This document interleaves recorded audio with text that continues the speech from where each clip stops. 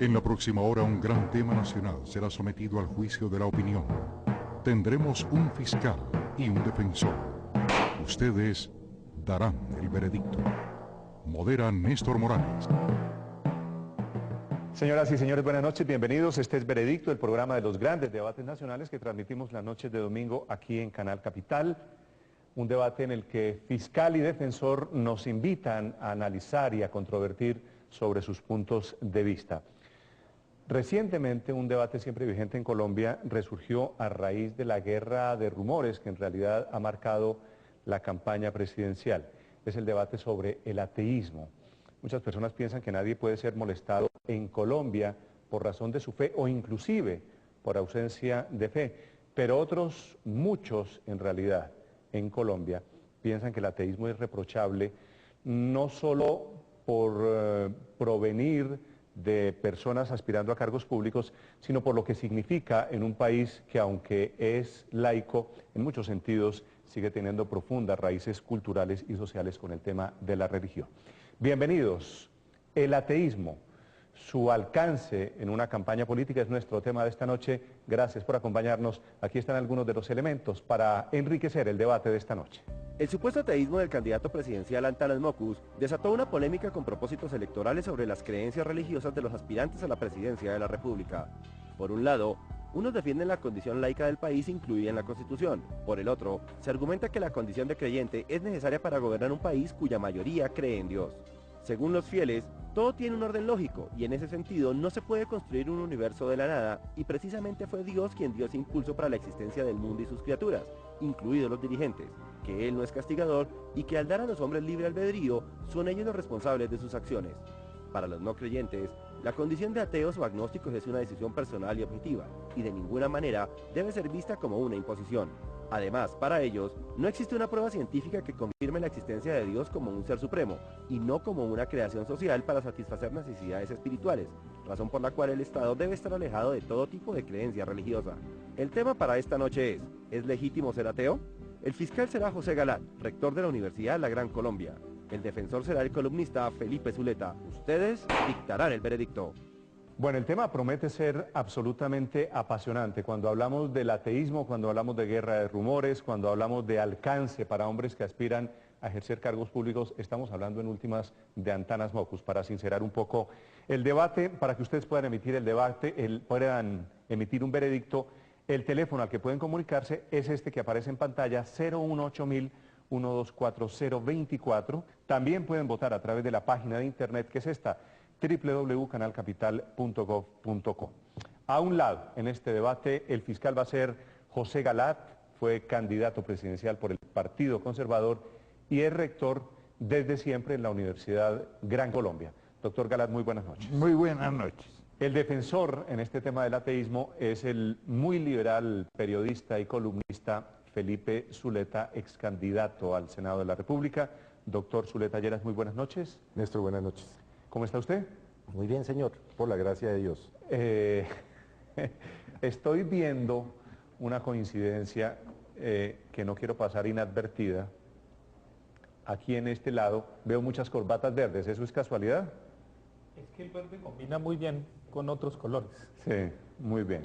Doctor Galat, ya conocen ustedes las reglas de juego, ¿no es verdad? Van a poder objetar argumentos o preguntas cuando llegue el turno de los testigos. Lo invito a que nos acompañe ahora sí aquí, doctor Galat, si es tan amable, para que nos presente sus argumentos iniciales. Abra usted, por favor, esta controversia. ¿De qué es lo que ve usted de reprochable en ser ateo, especialmente cuando hablamos de candidatos presidenciales? Bueno, decir reprochable es hablar de culpas. No quiero entrar en eso porque no quiero meterme en la conciencia de los ateos. Hay ateos que niegan la existencia de Dios. El ateo es el que no niega de una vez que Dios no existe. Pero la inmensa mayoría de los que no creen en Dios, en vez de ser ateos, son agnósticos. Agnóstico es el que dice, yo no tengo pruebas sobre la existencia de Dios, pero tampoco tengo pruebas para negarlo. La inmensa mayoría de los que, por ejemplo, aquí en Colombia, en este famoso manual de ateología, que salió creo que el año pasado, son 16 personas que responden algunas con las cuales hemos controvertido aquí, Humberto de la calle Lombana, por ejemplo, Sí. bueno, Gardiazabal, Andrés personas Mejía, sí, a señor. quienes yo aprecio mucho desde el punto de vista intelectual y científico, que dicen no tener pruebas sobre la no existencia, pero tampoco sobre la existencia. Tenemos que distingamos eso primero. Propiamente los ateos son los que niegan. En el caso del doctor Felipe Zuleta, de acuerdo con lo que yo he leído aquí, él también confiesa que no tiene pruebas. Es así, ¿no, doctor? Así es. No tiene pruebas.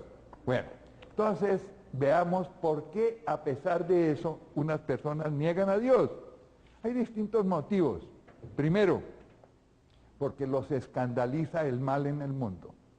El drama del mal, que es uno de los grandes problemas que eternamente han sido controvertidos en el campo científico y filosófico. ¿Por qué hay mal? Y si hay mal en el mundo, si hay injusticias, si hay hambrunas, como dice el doctor Zuleta, si hay persecuciones a los inocentes, si hay violaciones de los derechos humanos, si hay tantas cosas atroces en el mundo, pues si existiera un Dios, ¿por qué permite Dios eso? Si ese Dios permite es porque no existe. En el fondo ese es el argumento. Sí. Porque tendría que ser un Dios misericordioso y todopoderoso. Si lo permite es porque no existe. Entonces lo quieren eliminar de una vez. Los escandaliza el mal en el mundo. Tercero, hay otro grupo que son escandalizados por nuestra conducta. Lo quiero decir con toda honestidad. Los que decimos creer en Dios y no obramos de conformidad con lo que Dios nos dice. Creemos en Dios, pero no le creemos a Dios, que somos muchos. Escandalizamos a los demás. Dicen, bueno, ¿cómo estos que dicen creer en Dios no viven de acuerdo con lo que Él quiere? Pederastia y todas esas cosas. Exacto, causamos un escándalo. Dicho esto, entremos a fondo. ¿Hay maneras de probar la existencia de Dios? Pues claro que sí. Dios no se puede ver, ni tocar, ni oler directamente, nadie lo ha visto, en principio. Entonces, ¿cómo sabemos que existe si no lo vemos? Hay muchas cosas que no vemos y sabemos que existe. La electricidad no la vemos, pero mete el dedo allá en el tomacorriente y verá lo que le pasa. Muchas cosas no vemos y existen. ¿Cómo sabemos que Dios a quien no vemos existe? Hay muchos argumentos, los filósofos han especulado. Tomás de Aquino, un gran pensador y profundísimo filósofo, da las famosas 5 vías. En el fondo es el argumento de la contingencia del mundo, el argumento del orden del universo fantástico.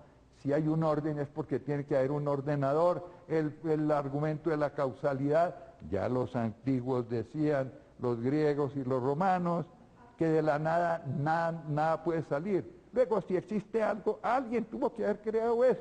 Un increado que creó lo que existe. Bueno, todos esos argumentos pues llevarían mucho tiempo aquí explicarlos, pero voy a resumirlos en una anécdota que una vez le oí a un campesino en una escuela de líderes, y yo le digo que es el inventor de la 6ª vía, y el cuento de él fue este.